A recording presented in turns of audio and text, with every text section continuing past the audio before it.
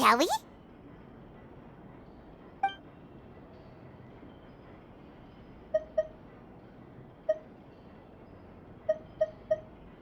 At one of my shows a few days ago, a child asked me how I pulled candy out of my hat. As a joke, I told the kid that the hat has a built-in wish-granting machine. Next thing I know, today a whole bunch of kids were pestering me to pull all sorts of things out of the hat. So I told them another white lie. The machine needs time to power up, but in the meantime, you can write your wishes down. Well, they took me up on that offer, enthusiastically. As I write this, I've only just got back from running around all over town, buying the things they wanted. Boy, are my legs sore. I wound up saving very little this month, but that's not a major issue. I now have a bigger problem. How am I going to hide all these things inside my hat? Two children came to talk to me after today's show. I don't know why they were out on their own. They looked much too young to be unsupervised. I do hope they got home safely. Anyway, they said that they wanted me to teach them how to do magic. It's not uncommon for children to ask this, of course, but I've never seen any of them as serious about it as these two. I told them that learning magic is very hard work, but that didn't faze them at all. It's like they already knew. They seemed so committed. I couldn't turn them down.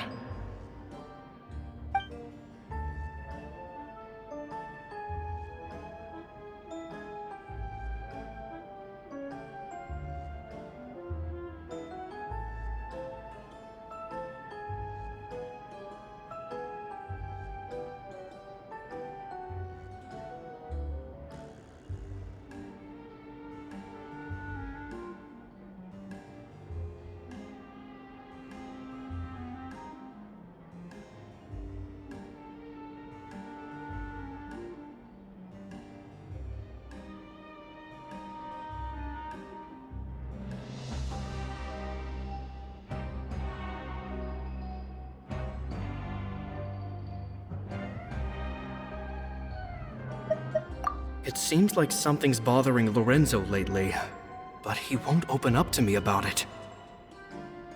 Surely he's not upset that I agreed to teach those two children. I'll have to talk him around. I have a good feeling about those kids. They're naturally talented, and it seems like they're not new to the world of magic. They have all sorts of fantastic ideas. All I'm really doing is helping them develop a more professional standard training plan. They wanted to call me Master, but I told them they absolutely mustn't. Any magician worth their salt could have taught them what I have. They're the geniuses here. Compared to them, I don't deserve to be called any sort of master. With time, I have no doubt that they could become far greater magicians than I. My only concern is why they're so mature for their age. I fear they've had to grow up too fast. I don't dare to imagine what they must have been through. Gemma thinks so too. She doesn't like being around them. Says that their eyes are too piercing. They don't bother me, but then again, I've never been the sharpest tool in the shed.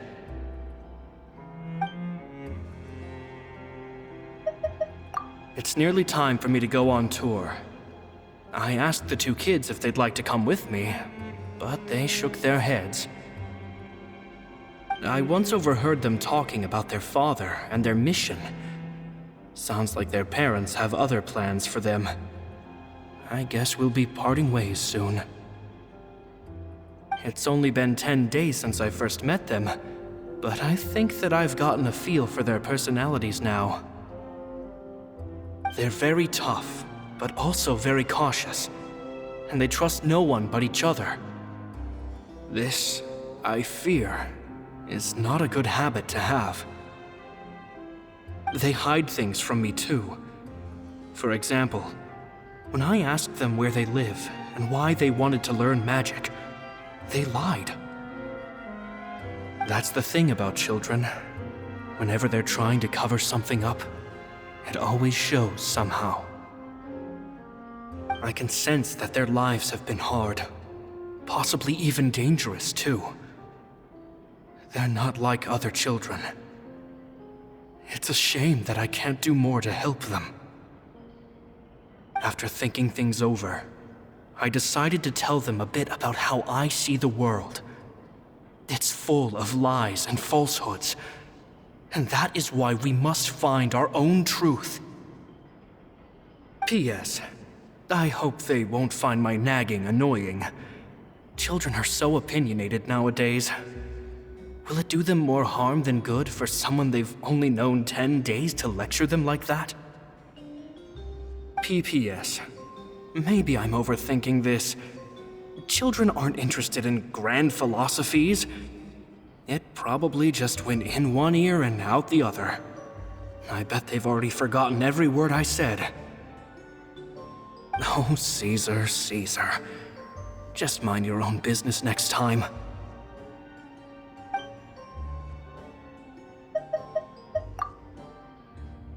Two magic geniuses with a father and a mission, huh? Sounds a lot like he was writing about Linny and Lynette, don't you think? So did they meet Caesar when they were kids? Let's go ask Linny!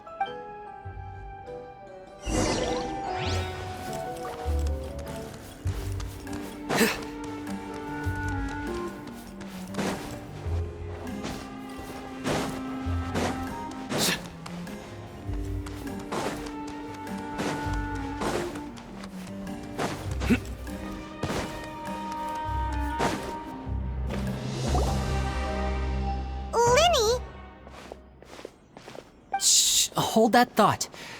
As I expected, there's a lot of fishy things going on in this place. Fishy? Uh-oh, what have you found? All in good time. Before we go over our new leads, I want to tell you how a high-altitude escape is performed. First, the magician slots themselves into a magic box in full view of the audience. The box is then suspended high in the air, and a short while later, the base automatically opens. At this point, a dummy will fall out of the box, but it looks real enough to grab the audience's attention, and they start wailing and screaming.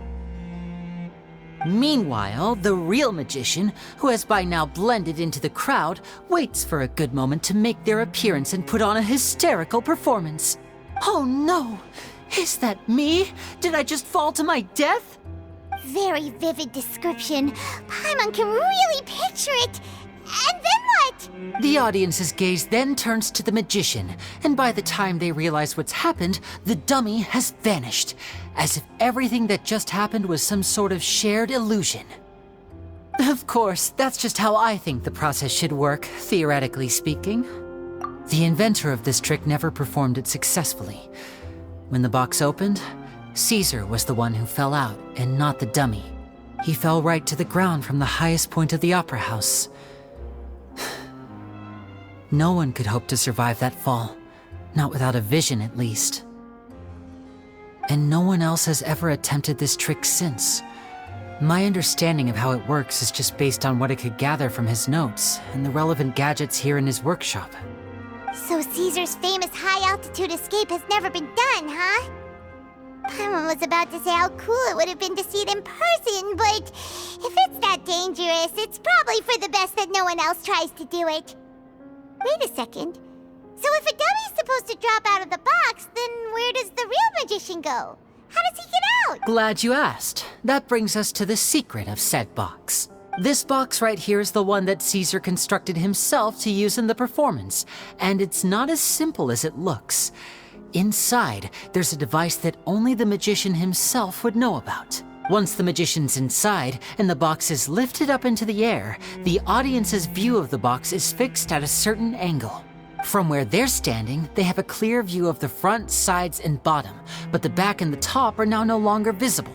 At this point, the magician presses a button inside the box, opening a secret door out of view. He then escapes through this trapdoor onto the Opera House roof, waits for the dummy to fall and distract the audience, and quietly returns to ground level. That's way simpler than Paimon imagined. Even Paimon could probably do it. Well, there's a little more to it than that, of course. The hardest part of this trick is controlling the audience's mood and reactions. That takes an exceptional degree of showmanship. There's the falling dummy, the miraculous reappearance, the pompous performing. Maybe the magician would even have themselves tied up before it begins to strengthen the impression that there's no escape. Many days and nights of careful research and painstaking practice would have gone into this, all culminating in a performance just a few minutes long, but one that still manages to transform the shock and grief of a tragic accident to the joy and laughter of a mesmerizing magic trick. Caesar was a highly accomplished magician. But unfortunately, even he didn't manage to pull it off. So, how did it go so wrong? You said you found some fishy stuff here. Have you figured out what really happened? I can make a pretty good guess. I looked into the case files. The magic box Caesar was using at the time of his death had the secret button I mentioned positioned on the right-hand side. And sure enough, he always used his right hand as his dominant hand in public. Okay.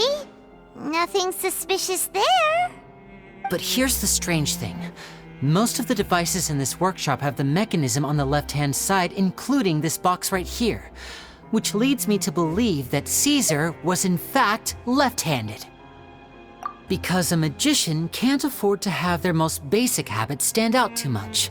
People naturally focus their attention on the most important details of the task or situation at hand.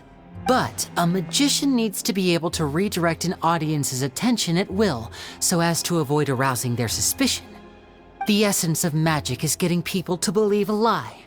If even the truth raises eyebrows, the falsehoods become all the more difficult to mask. And so, Caesar trained himself to use his right hand to align with his audience's expectations. Great magic always requires sacrifices. But in his most stressful and nerve-wracking moments, and when no one was watching, reflex would kick in and he'd use his left hand. That's why he set his gadgets with the mechanism on his left. Exactly. I think that's likely what happened. Caesar would have been under a lot of time pressure during the escape. He'd have had mere seconds to open the hidden compartment, retrieve the dummy, then open the secret door and make a swift escape. But I'm sure he was confident. He would have rehearsed countless times to the point where it was second nature. He'd barely need to think about what he was doing because muscle memory would guide him through. So he opened the compartment, took out the dummy, checked everything was in order, and then went to leave. With his left hand, he reached for the button, and suddenly, his heart skipped a beat. It wasn't there. Much like when you reach for your keys but find your pocket empty, his mind needed a moment to process what was going on. Instinctively, his left hand would keep feeling around for the missing button, maybe for another second or two, until the bottom of the box gave way. With the stakes being as high as they were, just a 2-second delay cost him everything. The authorities would find nothing suspicious and conclude that his death was due to his own error. When in reality, someone switched the boxes, and they did it to murder him. But how would they be able to make the switch without being noticed? That would be difficult to pull off, no? It would have to have been someone who knew that he was left-handed and who could move his props around without arousing suspicion. Someone who was always by his side. Isn't that right, Lorenzo? You just couldn't let sleeping dogs lie, could you? There's not a lot of people who'd go to all this trouble for some magician who died 10 years ago. I didn't want to have to do this, you know. Silencing you the hard way just creates more problems for me to deal with. But I gave you your chance.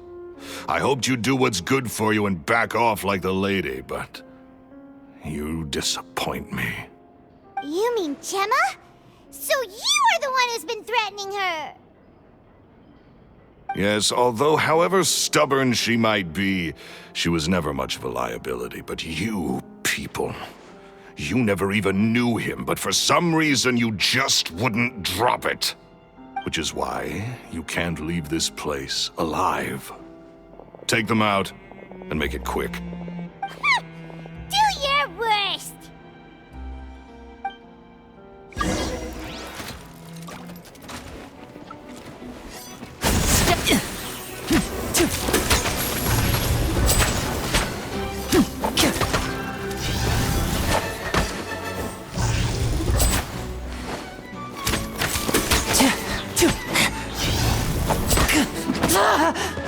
And voila! A round of applause!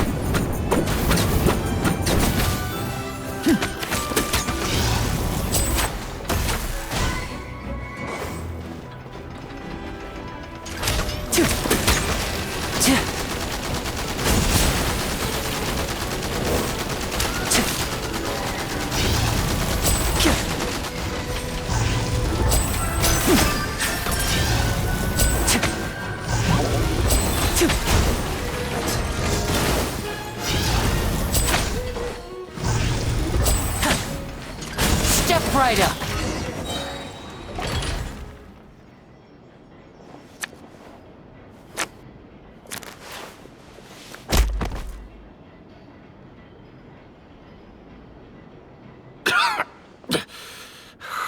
You kids are tougher than you look. Had enough yet, Lorenzo? Your cronies can't help you now.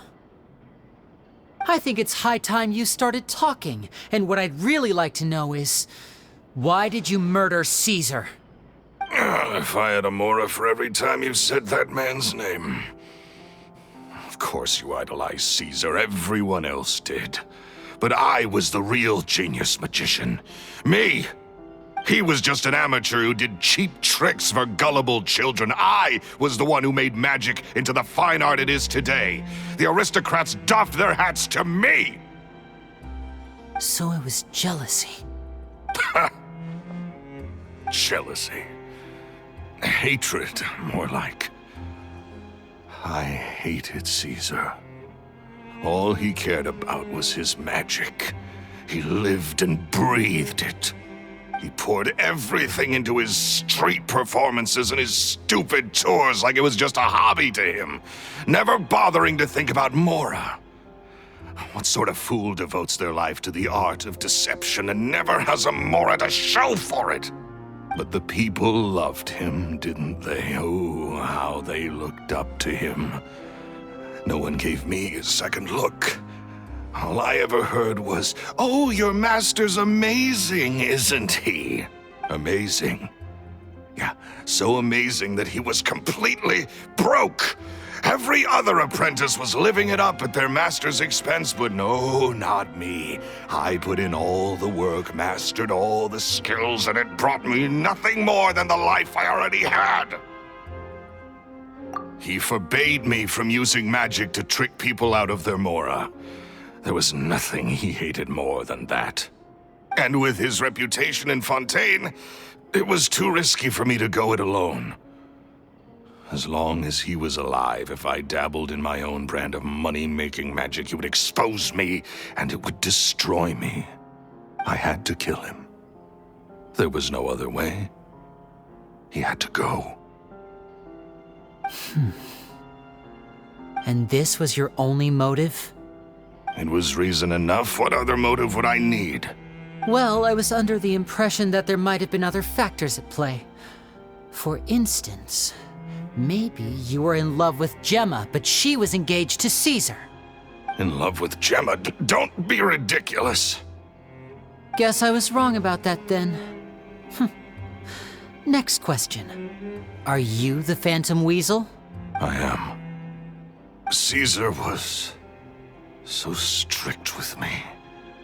He insisted that his way was the right way, that the sole purpose of magic was to bring joy to the world. I never bought into any of that.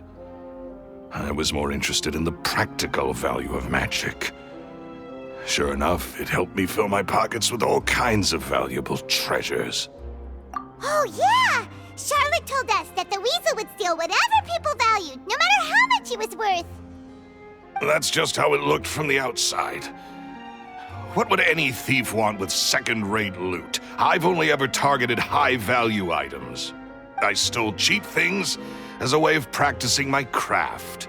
It was other people's overactive imaginations that conjured up the preposterous image they then dubbed the Phantom Weasel. So that's the story, huh? Well, I hope you're ready to tell it all over again during your trial. What choice do I have? You're a pack of wolves, and you've got me between your jaws. You've seen what's here, and my last-ditch effort to stop it getting out has failed. What else can I do? So be it. I've enjoyed power and wealth for the last 10 years, the likes of which Caesar could never give me. I wouldn't choose for things to end this way, but I regret nothing. Very well. In that case, I'll contact the guards. Traveler, Paimon, keep an eye on Lorenzo for me. I'll meet you just outside the workshop when I'm back.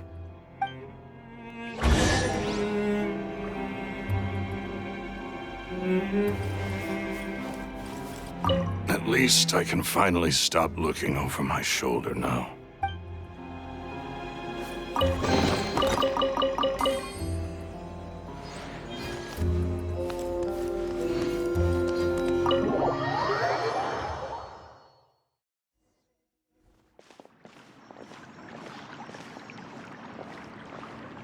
Lily has told me the whole story. Lorenzo, do you confess to the murder of Caesar and to framing him for the Phantom Weasel's crimes? Look who's finally developed a conscience. What kind of disciple murders their own master? I hope it was worth it, because there'll be hell to pay.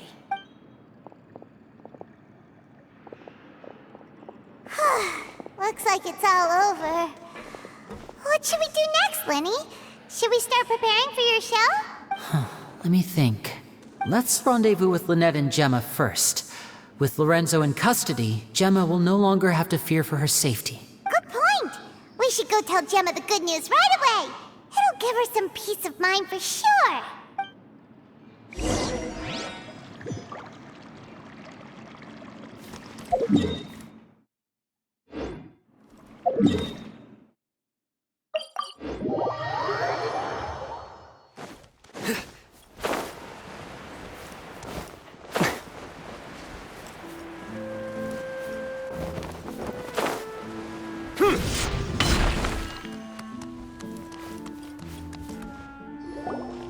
Ah, you're back.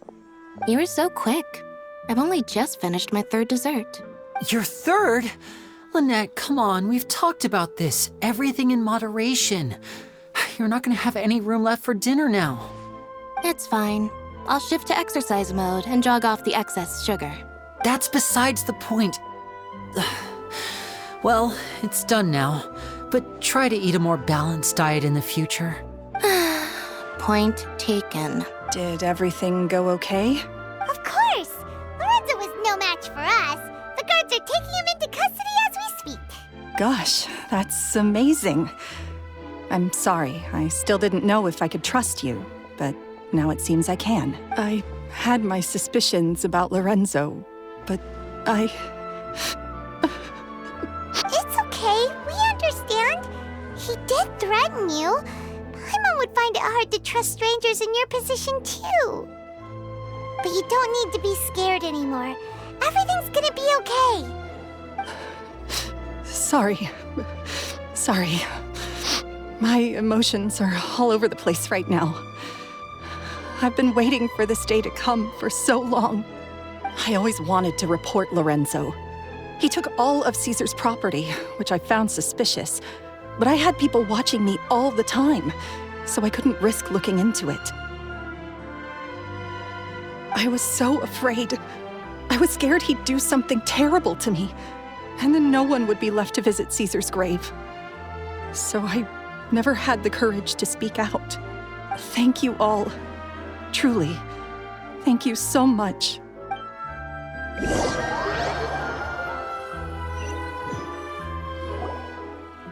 Thank you all for clearing Caesar's name. I never would have guessed that Lorenzo was the real Phantom Weasel. He never showed any signs that there were problems between him and Caesar in public. From the outside, it looked like they got along great. And to think that lowlife's been living life to the fullest all this time, while Caesar's name was getting dragged through the mud. It's a travesty. At least his soul can finally rest in peace now, thanks to your efforts. If only I'd realized before it was too late. Don't blame yourself, Gemma. This isn't your fault. Yeah, you still have the rest of your life to live. Caesar wouldn't want to see you spending it feeling guilty. Cheer up, Gemma. My brother's doing a magic show at the Opera House tomorrow evening. Would you like to come along? It might raise your spirits. This show will be a special one. We're holding it in Caesar's honor. In Caesar's honor? Really? Thank you. I'll be there. Great. We'll see you tomorrow evening. Traveler, Paimon, don't be late. Don't worry, we'll be there. No way are we gonna miss out on a free magic show. Wait, Paimon feels like we're forgetting something. Oh yeah, Caesar's diary! We never found out if the two kids Caesar taught magic to were Linny and Lynette or not. Linny changed the topic back in the workshop, so we didn't get a chance to... It may take some time, but looks like Gemma chose a good...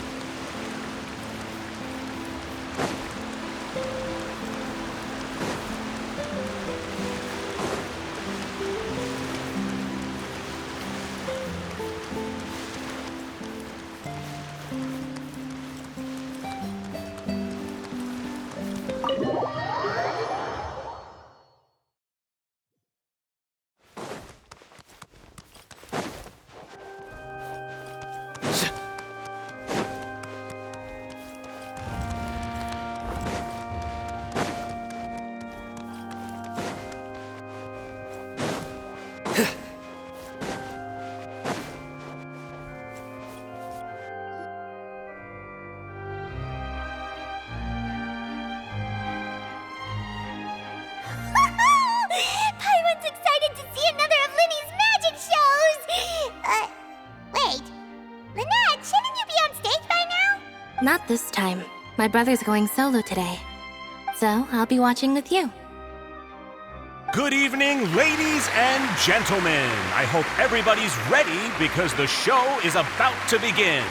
The great magician Linny has prepared a spectacular show for us all tonight, concluding with an all-new grand finale that no audience has ever seen before. Wow! A new trick! Thank you all so much for coming. Now, prepare to join me on a journey through the mystical and miraculous.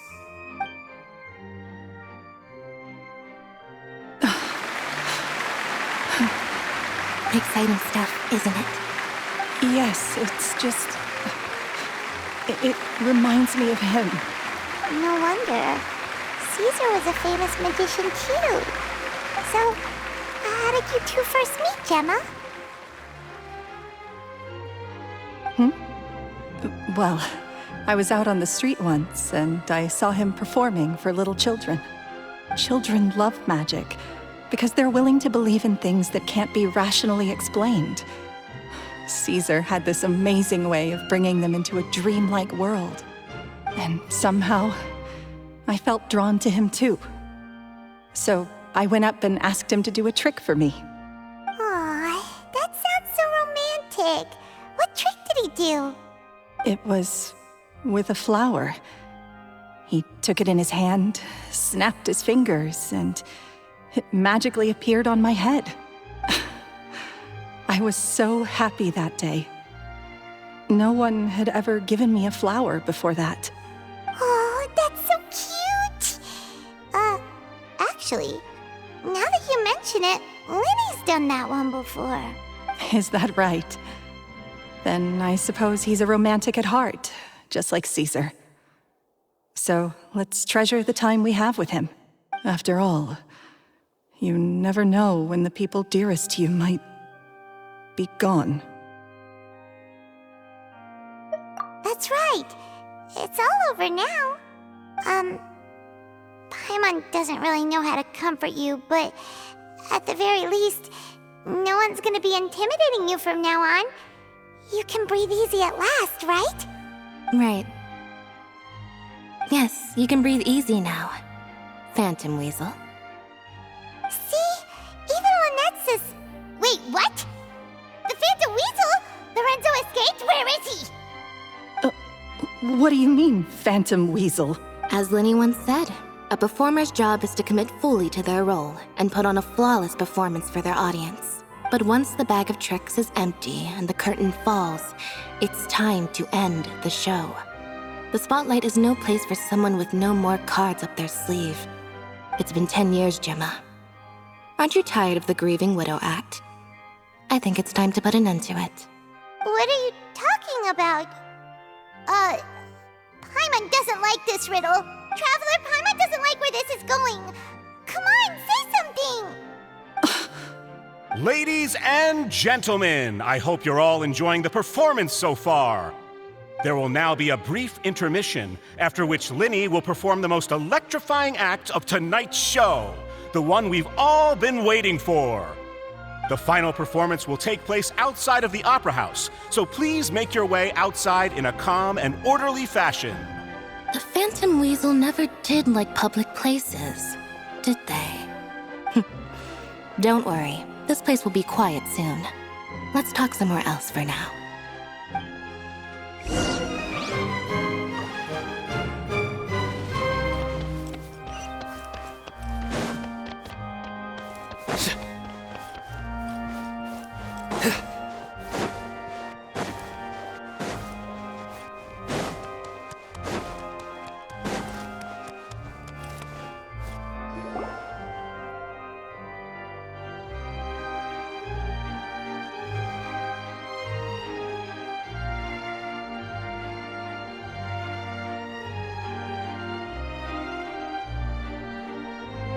Dear me, this is awkward, isn't it? And unfortunately, I'm all out of gadgets, so I'm afraid I can't do any tricks to liven up the mood. This is a big mistake for a magician to make, but thankfully, I do have a backup plan. Now, who wants to hear a story? Linny? Don't we have more important things to address right now? Lynette accused Gemma of being the real Phantom Weasel a moment ago. Oh, what the heck's going on? All in good time. Magicians are good at guessing what people are thinking. I know the questions you want to ask. And as it happens, the story I'm about to tell might answer a few of them. Really? Well then, let's hear it! Paimon's dying of curiosity here! Let's go back to the very beginning. A decade ago, when the Phantom Weasel was terrorizing the court of Fontaine. She never missed a target, never left a trace, and no treasure was safe from her thieving hands. But as her infamy grew, so did the readiness of the police, and her opportunities to act became ever fewer. Every day she ran the risk of being exposed for who she was. Of course, she could not simply take this lying down, and before long she found her ticket to freedom. She would create a scapegoat, a false weasel to close the chapter on her behalf. After weighing her options, she set her sights on a renowned magician, Caesar. After all, magic and theft shared enough similarities for people to buy the story when the truth came out. So then what? Being the master deceiver she was, the weasel easily earned Caesar's trust. Now all that remained was to frame him for her countless crimes. But as she was considering how to make her move, she noticed Caesar's aggrieved pupil, and a new thought entered her mind. Maybe I don't need to get my hands dirty after all. At her encouragement, Lorenzo tampered with Caesar's magic box, causing him to fall to his death. Afterwards, Lorenzo seized his master's property, and the Weasel set about tarnishing Caesar's reputation. Two co-conspirators committed the perfect crime.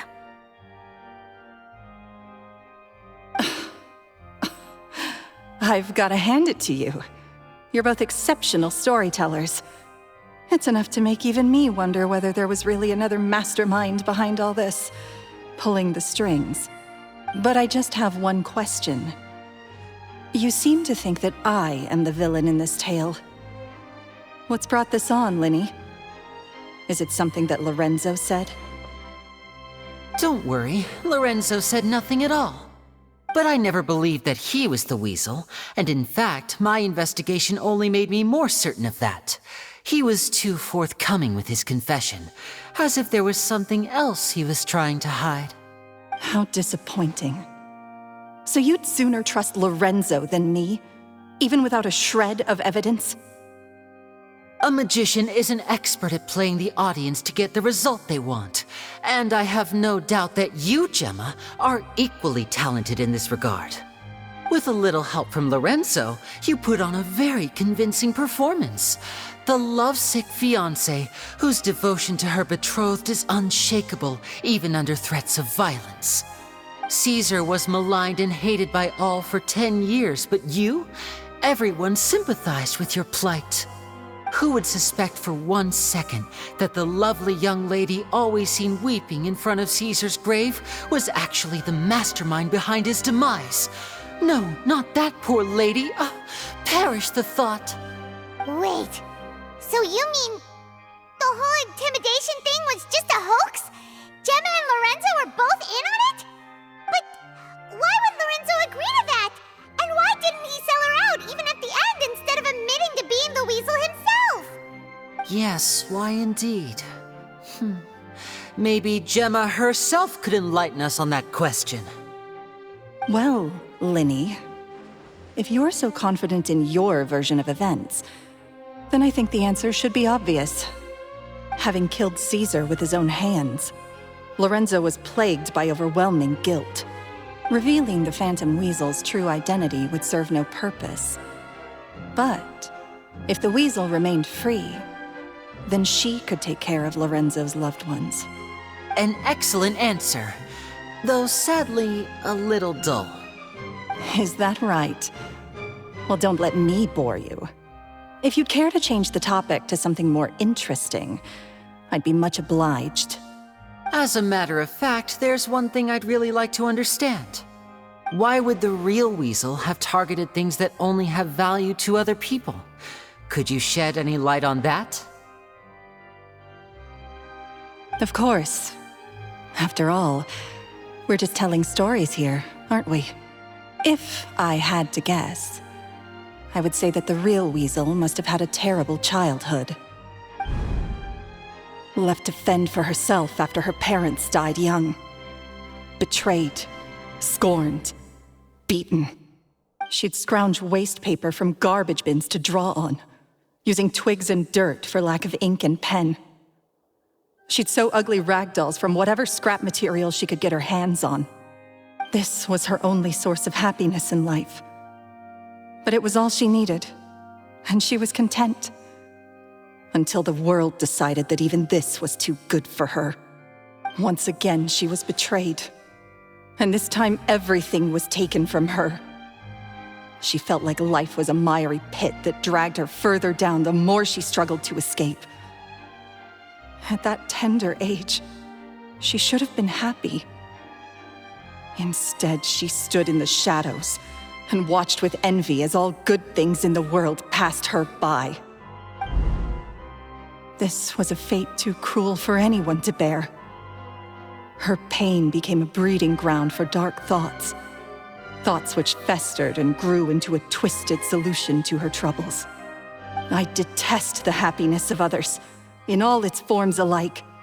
I will rob them of everything they hold to be good and true, and it will fill the void in my soul. That's some pretty heavy stuff. Now it all makes sense. Does this story satisfy you, Linny? Yes, it is quite to my tastes. Thank you for helping to clear up my confusion. Huh. That's right. What drove you to write that letter, Gemma? What were you trying to achieve there? Because without that, none of this would have ever come to light. She didn't write the letter. After 10 long years, I'd hoped that the Phantom Weasel would be consigned to the history books by now. But it seems like someone still wasn't ready to let her finally be at peace. Linny. Or should I call you the Phantom Copycat now? You were the one who posted that letter outside the Opera House. But why? Very sharp, Phantom Weasel. Still as shrewd as ever. Well, no need for me to be coy about it. Our goal was to clear Caesar's name. The most straightforward way to change the public's impression of Caesar was to force the Weasel to show themselves. That's it? You had no other agenda? Of course we did. We made it quite clear in the letter, I believe. I shall take from you that which you hold most dear, just as you did to me 10 years ago. 10 years ago? You mean Caesar's death? You met him? Wait. Oh, I get it. You were those two obnoxious kids.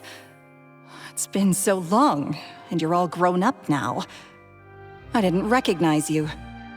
He taught you magic back then, didn't he?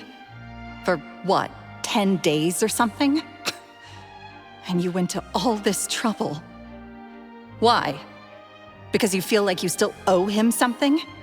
We remember all our debts, however great or small. 10 years ago, Caesar's reputation was torn to shreds, and his legacy was thrown out. 10 years on, and no one cares what the truth is anymore. But we did not forget, and so we came to find you. And? What exactly did you take from me? I'm still standing, as you can see. Lorenzo has admitted to everything. I'm free. Free? Do you really think so? Caesar once told me that even though the world is filled with lies and falsehoods, we must find our own truth. I think that applies to you too. Truth can take many forms. Prized possessions with nostalgic value, fervent hopes and dreams, and irreplaceable people. Life took many things from you, and those wounds never healed. When they ached unbearably in the dead of night, stealing became your way of numbing the pain. What are you trying to say? I'm saying that for the last 10 years, you've been living a rather uneventful life. Perhaps that's because you found something other than a life of crime to fill the hole? Back to Lorenzo for a second. He murdered his own master, played along with your act, and took pains to make sure any suspicion would be directed towards him. But what did he have to gain from all that? He knew who you were and the things you'd done, and despite that, he was willing to give everything up for your sake. He's the reason that you haven't felt the compulsion to steal in all these years. You're more than just accomplices in murder. You're the only real friends each other has. So I think you know, deep down, that he is the only truth you have in your life. But that truth is gone now. And I guarantee you, you'll never see it again. Congratulations on your freedom, Gemma. Your freedom will cost you dearly. From now on, you'll be all alone in a world full of lies and falsehoods. I do hope you'll be able to bear it. You've still got a long life ahead of you, after all. Gather round, one and all. The time has now come for the amazing Linny to perform his final act in tonight's show. I'm sure you're all wondering what he has planned for the grand finale. Well, wonder no more, for the answer is a death-defying high-altitude escape. A high-altitude escape? I'm sure you all remember the magician Caesar. This was the very trick that led to his fatal fall, after which he was dubbed the Phantom Weasel. But we have now learned that Caesar was wrongly accused, and that the real Weasel has now confessed to their crimes. Guess that's my cue to leave. Whew. I've been practicing this one for ages now, but I'm still a little nervous. Traveler, Paimon, I hope you enjoy the rest of the show. There may be a lot of people watching tonight, but you alone are my true witnesses. Linny, wait. You two hid a lot from Caesar. He went to his grave without ever knowing your secrets. So what about now? Are you an open book? Or are you still the same as ever? You don't have to tell lies to end up isolated and alone. One day, you'll end up exactly where I am today. Maybe then you'll finally understand. You're wrong. I'm nothing like you. So, what are we, doing now? Like Linny said, when you're ready, let's head outside and watch the show. But what about Gemma? She'll figure out what's best for her soon enough. Oh, and if you'd like to see Linny after the show, you know where he'll be. The usual haunt. All right. Well, let's go and watch Lenny's finale then. This trick's a pretty dangerous one, but he should be able to pull it off, right?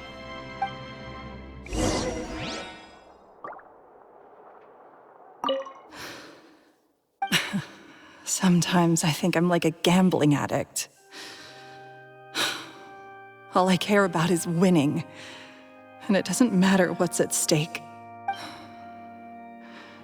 By the time I come to my senses, I'm left with nothing. Oh, if I had my time again.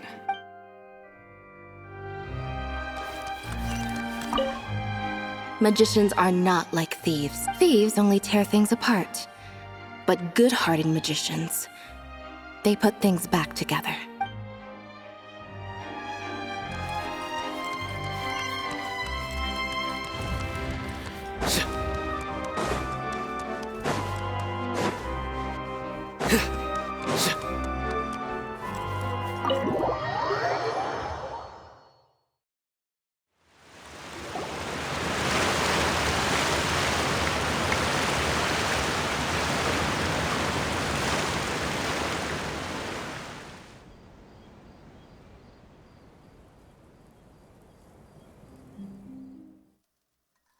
Magic should be mysterious, surprising, and defy logic. Magic is hard work. Every single movement has to be practiced thousands of times. It's alright. We're used to that.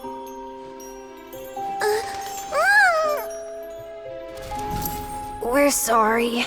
You've taught us so much, but we can't tell you the whole truth. It's okay. Do you still remember what I told you? This world is full of lies and falsehoods. I only hope that one day you can find your own truth. What about you? Have you found your truth? Magic is my truth. I want to perform a magic trick so great that people will always think of me when they talk about it. For a magician, what greater honor could there be? Look!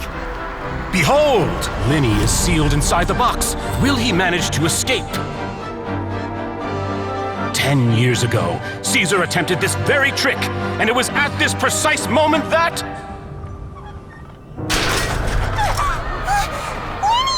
Watch out!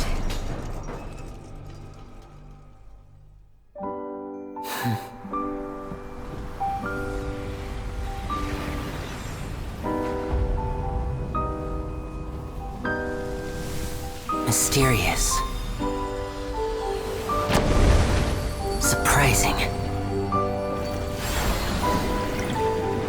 And logic-defying. Isn't that right? This honor belongs to you, Caesar.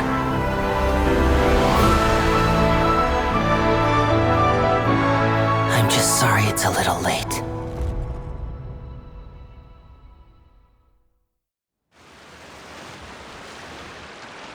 Did you see that? 1 minute he was falling, and the next, he turned into flowers. How could he possibly have done that? How mysterious. I didn't blink once. He just vanished, right in front of my eyes. What a heart-stopping magic show! This was really worth the trip. Caesar's name has finally been cleared, and Fontaine's new star magician Linny has fulfilled a wish on his behalf. Oh, I couldn't ask for a better grand finale. It will make a great headline for the Steambird tomorrow, even if I do say so myself. Whew. Looks like everyone really loved Linny's grand finale. Paimon doesn't see Linny anywhere. Where'd he go? Oh, Lynette said he'd be waiting for us at the usual haunt. But, where is that? Oh, you mean the one where Caesar's buried? Yeah, that's probably it. This whole magic show kinda seemed like Linny's way of saying goodbye to Caesar. So it makes sense that that's where he'd be afterward. Alright, let's go look for him there.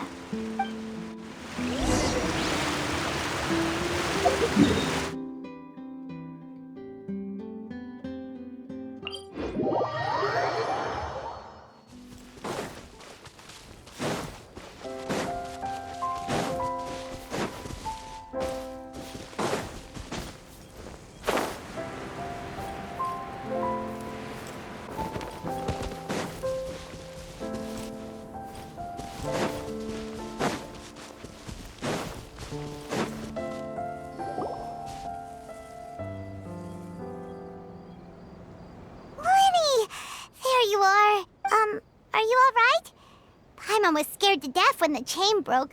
Paimon was sure something had gone horribly wrong. Magic is a performance art. A magician has to get creative to keep the audience on tenterhooks. That's our job. So I tweaked Caesar's original setup a little to keep it fresh. I was honestly a little nervous during the live performance. The thought of falling, suddenly feeling weightless, seeing the sky and the ground spinning and spinning. Sometimes I can't help but wonder what Caesar thought in those final moments. Did he regret taking Gemma and Lorenzo on? Or did he believe that it was his own slip-up right until the end? You know, Paimon's been wanting to ask you about something ever since we were in Caesar's workshop. You learned magic from Caesar once, didn't you? When was that? After I joined the House of the Hearth. To be honest, Lynette and I had an agenda when we approached him. I told you about my past before, remember?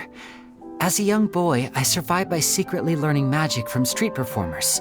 I'd watch their tricks and try to figure out how they were done. But I quickly realized that observation alone could only get me so far. What I saw was the polished final performance, but the rigorous training they put in behind the scenes remained invisible to me. I needed to learn how to improve my sleight of hand, hone my misdirection skills, and make niftier props. We were gifted enough that we'd made some progress by ourselves, but without proper guidance from a professional magician, we quickly plateaued. So that's why you sought Caesar out? Yes. We figured there was no harm in asking, but it took us by surprise that he was so willing to teach us.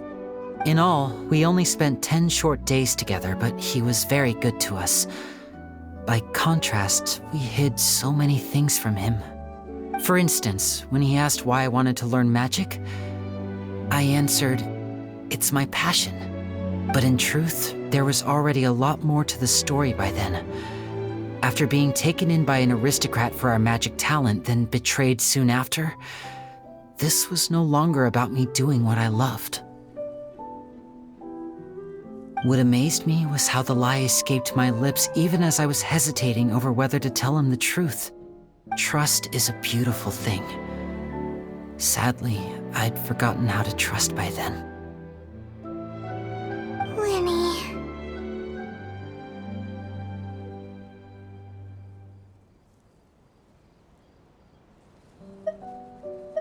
Still worried about the way I feel?